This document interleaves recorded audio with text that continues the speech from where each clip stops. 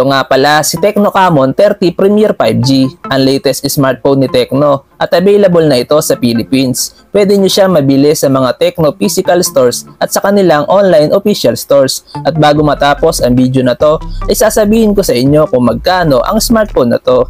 Sa ngayon, pag-usapan muna natin ang specs and features niya.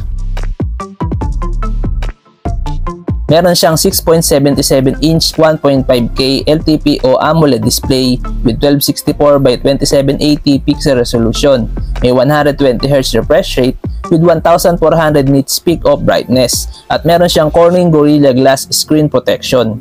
Ang Tecno Camon 30 Premier 5G ay may operating system na HiOS 14 based on Android 14 with MediaTek Dimensity 8200 Ultimate 5G 4nm chipset at ito ay may Mali G610 na GPU.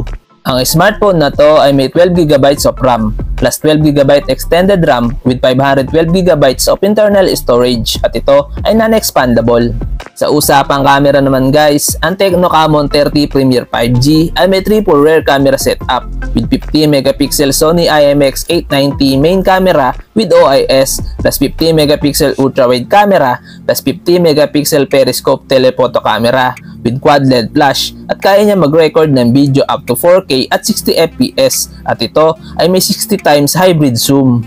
Meron siyang 50MP selfie camera with up to 4K video recording.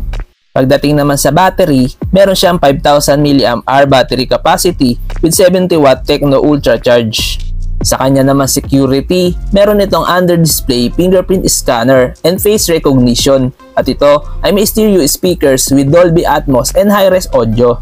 Sa dimensions, meron siya 162.66x7.23x7.907mm with IP54 dust and splash resistance at ito ay may dual SIM. Sa connectivity, meron siyang 5G, dual band Wi-Fi, Bluetooth 5.3, IR Blaster, GPS, GLONASS, Galileo, Beidou, NFC, OTG, and USB Type-C. Ngayon naman guys, dito na tayo sa kanyang official price. Ang official price ng Tecno Camon 30 Premier 5G ay 23,999 pesos. Ano sa tingin nyo guys? Sulit ba ang Tecno Camon 30 Premier 5G? Please comment down below. Hanggang dito na lang muna ang video natin guys. Huwag nyo nga pala kalimutan mag-subscribe sa ating YouTube channel para lagi kayong updated sa ating mga video. Maraming salamat!